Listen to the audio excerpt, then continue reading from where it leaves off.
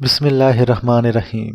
علامہ لاہوتی پر اسراری کی خوبصورت کتاب جنات کا پیدائشی دوست۔ کیا جنات صرف ظالم ہوتے ہیں؟ خیر اور شر ہر جگہ ہے، نیکی اور بدی ہر جگہ ہے، ظالم اور مظلوم بھی موجود ہیں۔ فرعون اور موسیٰ علیہ السلام کی داستان ہمیشہ رہے گی، بالکل اسی طرح جہاں جنات ظالم، خباثتیں، غلاظتیں اور جادو شرارتیں، اس کی بے شمار کہانیاں اور داستانیں موجود ہیں۔ بالکل اسی طرح ہماری زندگی میں ایسے واقعات بھی بہت زیادہ موجود ہیں جو کہ جنات کی زندگی میں ان کا سر بلند کرتے ہیں، یا جنات کو اچھے لفظوں میں یاد رکھنے کے لیے وہ داستانیں ہمیشہ ساتھ رہیں گی۔ میں آپ کو اسی سخی جن کی کہانی سنا رہا ہوں جس کا تذکرہ گزشتہ قسط میں تفصیل سے ہوا۔ یہ دراصل کہانی نہیں، سچا واقعہ، سچی داستان اور سچے حالات زندگی ہیں جو کہ ہماری زندگیوں پر ہمیشہ بیتتے رہتے ہیں۔ یہ سخی جن مجھے میرے خیال میں جتنے جنات ملے ان سب میں منفرد تھا، اور اس کی انفرادیت بہت انوکھی اور حیرت انگیز تھی۔ اس انوکھی اور حیرت انگیز انفرادی اور باکمال زندگی کا ایک سچا واقعہ میں آپ کو سناتا ہوں جو آپ کو بہت زیادہ حیرت زدہ کر دے گا۔ اسی سخی جن کے ساتھ ایک دفعہ میں نے سفر کیا۔ وہ سفر بھی کیا تھا، میں نے اس سے کہا کہ آپ جس طرح لوگوں کی امداد کرتے ہیں، غریب لوگوں سے تعاون، فقراء مساکین کا ساتھ دیتے ہیں، کوئی مجھے بھی اس کا منظر دکھاؤ، مجھے بھی پتہ چلے کہ فقراء مساکین کو کیسے آپ نوازتے ہیں اور کس طرح ان کی مدد کرتے ہیں۔ ہوا یوں کہ ایک دفعہ میں اپنے ذکر و اذکار کے معمولات پورے کر رہا تھا، تنہائی تھی، مراقبہ تھا، تو اچانک میں نے سرسراہٹ اور آہٹ محسوس کی۔ یہ ہلکی سی آواز آئی اور اس ہلکی آواز کو میں نے توجہ نہ دی، اپنے ذکر و اذکار میں مشغول رہا، لیکن وہ آواز بڑھتی گئی۔ میں نے آنکھ کھولی تو وہ سخی جن بہت ادب و احترام سے مؤدب میرے سامنے بیٹھا۔ بیٹھتے ہی اس نے بولنا شروع کر دیا۔ آپ نے حکم فرمایا تھا کہ ہم نے چلنا ہے اور میں فوراً چلنے کو تیار ہوں، بس آپ کا انتظار ہے۔ میں نے اپنے معمولات پورے کیے اور ہم اس جناتی سواری پر چل پڑے۔ ابھی وہ جناتی سواری بہت تیزی سے سفر کر رہی تھی۔ جن دوستوں نے ابھی تک اس چینل کو سبسکرائب نہیں کیا وہ جلدی سے سبسکرائب کریں اور بیل آئیکن دبا دیں۔ شکریہ۔ چلیے شروع کرتے ہیں۔ کائنات کی انوکھے مناظر، مظاہر، اندھیرے سویرے، ہر چیز سامنے تھی۔ یہ چونکہ دن کا وقت تھا اور جگہ جگہ مخلوق خدا اپنے کاموں میں مشغول تھی، اور مجھے جنات بھی جگہ جگہ نظر آ رہے تھے۔ کہیں جنات اپنے کاروبار میں، کہیں کھانے میں، کہیں سونے میں، اور کچھ جگہ ایسے بھی واقعات دیکھنے میں آئے کہ جنات کسی جگہ جن یا انسان کے ساتھ شرارت کر رہے تھے، تکلیف دے رہے تھے، اسے دکھ پہنچا رہے تھے۔ دل دکھی ہوا۔ اب اگر اپنی سواری کو یہاں روکتا ہوں تو میرا مقصد فوت ہو جاتا ہے، میرا مقصد ختم ہو جاتا ہے۔ دکھی دل کو لیے ہوئے میں نے اپنے سفر کو رواں دواں رکھا۔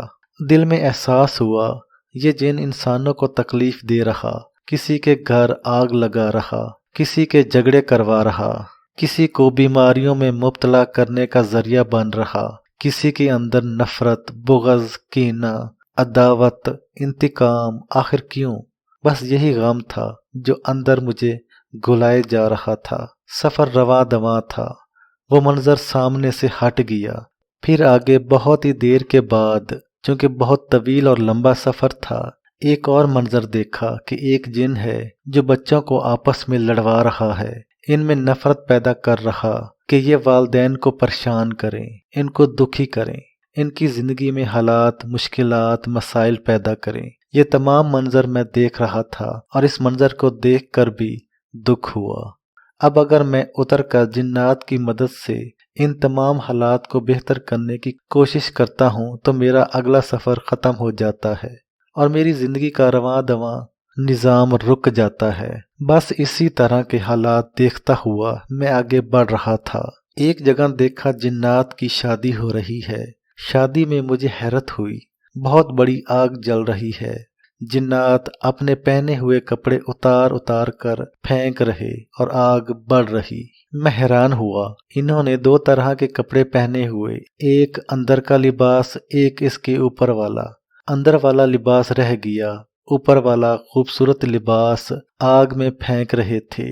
मैं साथ बैठे सखी जिन से पूछने लगा, ये क्या मंजर है, समझ नहीं आ रही। कहने लगे, हमारे यहाँ मालदार जिन्नात होते हैं, इनके यहाँ ये नखरा और रिवाज है कि बस लिबास एक वक्त पहने और थोड़ी देर पहने। शादी का लिबास खास तौर पर, इसके बाद वो लिबास आग में फेंकने के काबिल है, फिर दूसरा लिबास है।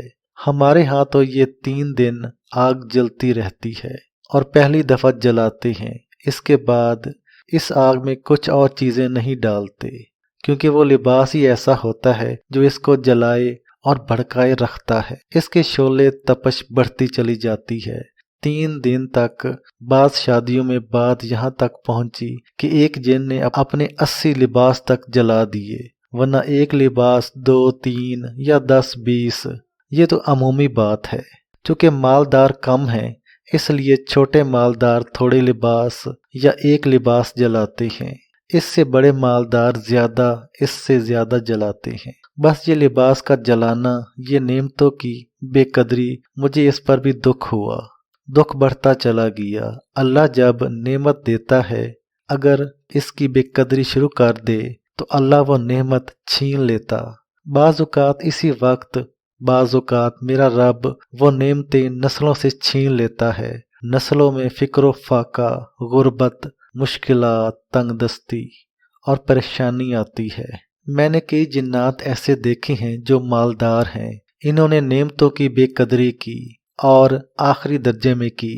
इसका एक अंदाज मैंने शादी की शक्ल में बता दिया, और ये शादी की शक्ल में जो अंदाज बताया वो आपके सामने है। और शादी में लिबास जलाते जलाते जलाते हत्ता कि इनके नसीब और मुकद्दर जल जाते हैं और इनकी जिंदगी जल जाती है। आखिरकार हम एक ऐसी जगह पहुंचे जो एक गांव और देहात था। इसने मुझे जिन्नात के घर बहुत ज्यादा नजर आए, लेकिन इंसानों के घर कोई 30-40 के करीब थे। अंदाजा यही है। हमारी सवारी बस्ती के बाहर उतरी। सखी जिन ने एक इंसान का रूप धारा और हम चलना शुरू हुए। बस थोड़ी ही देर चले थे कि एक दरवाजे पर पहुंचे। कच्ची छोटी छोटी दीवारें थीं और इनके दरवाजे पर पुराना फटा हुआ बोरिया पड़ा हुआ था, जिसने घर को ढांका हुआ था। इन्होंने आवाज दी। एक साहब खस्ता हालत आए, इन्हें देखकर पूछने लगे, आप कौन हैं? क्योंकि ये सखी जिन इनके पास पहले नहीं आया था, पहली मर्तबा आए। कहने लगा, मेहमान हूँ, हम दोनों परदेसी हैं, सुना है आपके घर खाना मिल जाता है, मेहमान नवाज हैं, लिहाजा क्या हमें एक दिन रहने की इजाजत देंगे? मैं इसके चेहरे को देख रहा था, बोल नहीं रहा था, बस जिक्र कर रहा था। ये बात सुनते ही वो गरीब आदमी परेशान हो गया और कहने लगा, मुझे खुशी होगी मेरे घर रहें, लेकिन मेरे घर में आपके शायान शान न तो खाना है, न कोई बिस्तर है, न रहने की कोई जगह है। सखी जिन ने जल्दी से इनकी बात टोकते हुए कहा कि आप हमारी ज़ाहरी हुलिया पर न जाएं, हम भी कोई फकीर मुंश आदमी हैं, आप बिल्कुल परेशान न हो। आपके घर में कोई बिछोना न हो, हम जमीन पर लेट और बैठ जाएंगे। और सखी फौरन इसके घर के दरवाजे पर बैठ गया। इसने मिन्नत करके उठाया और कहा, नहीं आप बैठें, आपका एहतराम करता हूँ। सखी जिन ने अपनी कहानी सुनाई। बहुत दूर से सफ़र करके आए हैं, हमारा आगे का सफ़र है और आगे के सफ़र में हमें थकान महसूस हो रही है, लिहाजा आपका सोना। इस सफ़ेद पोश गरीब आदमी ने बिल्कुल ये नहीं सोचा मैं बहुत गरीब हूँ और मेरे पास गुर्बत, तंगदस्ती, बदहाली और मैं तो कुछ खिला भी नहीं सकता। कहने लगे, ठहरे घर में जगह बनाकर आता हूँ। गुफ्तगू करते रहे। मैंने पूछा, आपको इस शख्स के हालात कैसे मालूम हुए? मैंने और जिन्नात को छोड़ा हुआ है जो जिन्नात और इंसानों के हालात मेरे तक पहुंचाते हैं और बताते हैं, और यूं मैं गरीब लोगों की तहकीक करवाता हूं और फिर इन तक इमदाद पहुंचाता हूं। सखी जिन ने दौरान गुफ्तगू दरवाजे के बाहर एक और बात बताई।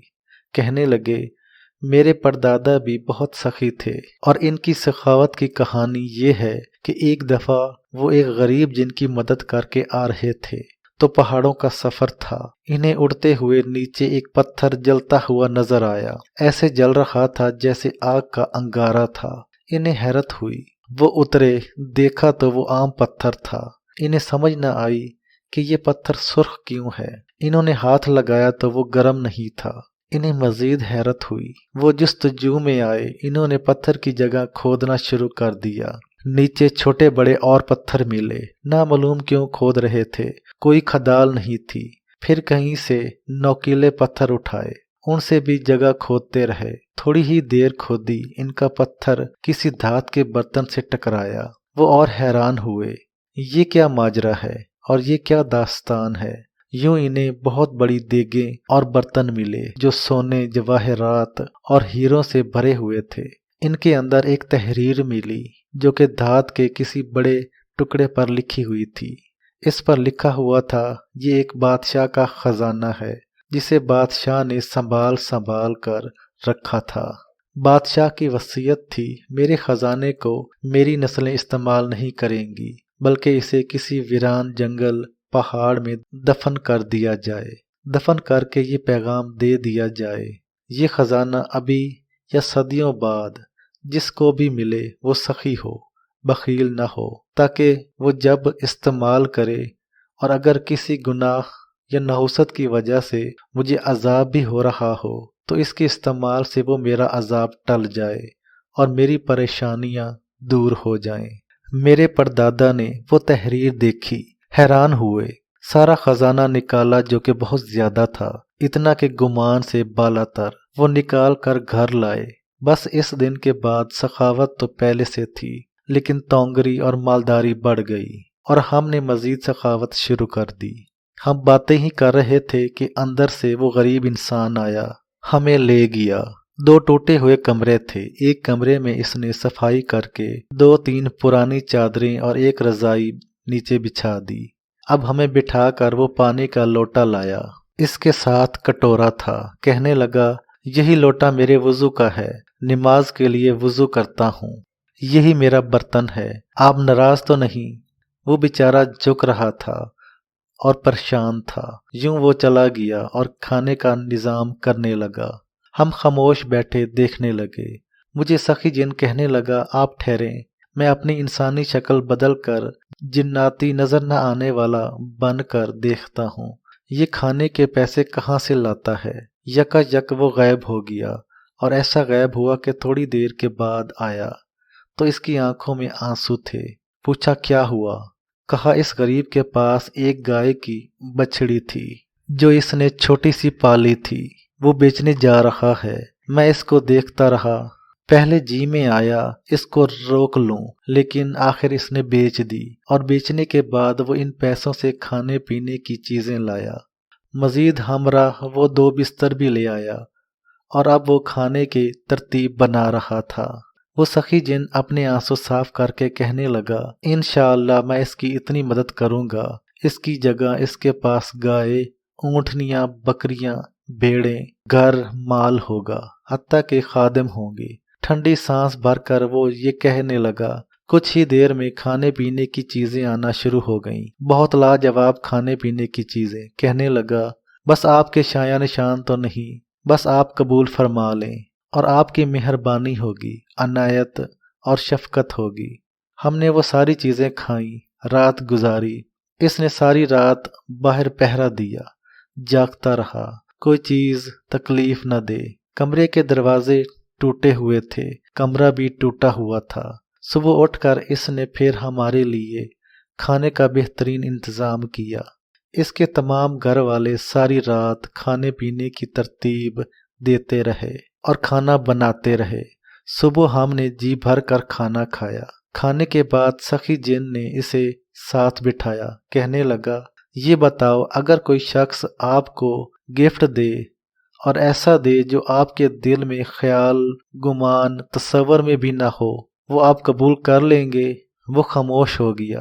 تھوڑی دیر ہوئی، ایک اشرفیوں کی تھیلی سخی جن نے نکالی اور اس کے ہاتھ میں رکھ دی، اس کے گمان سے زیادہ بھاری۔ وہ اس کے ہاتھ سے چھوٹ گئی اور گر گئی۔ وہ حیران ہوا، میرے ساتھ کیا ہوا؟ آپ نے دعوت دی، کھانا کھلایا، یہ برکت والی رقم ہے، کبھی آپ اور آپ کی نسلوں میں ختم نہیں ہوگی۔ اسے آپ استعمال کرتے رہیں، انشاءاللہ آپ ہمیشہ سلامت رہیں گے، برکت رہے گی، تونگری، مالداری، حتیٰ کہ آپ کی نسلیں آباد و شاد رہیں گی۔ وہ رونے لگ گیا، نامعلوم کیوں اس کی توقع سے زیادہ اسے گفٹ ہدیہ ملا تھا۔ اسے حیرت بھی ہوئی اور پریشانی بھی، سب باتیں سخی جن کر رہا تھا، میں نہیں بول رہا تھا، اور آخر کار ہم چلے گئے۔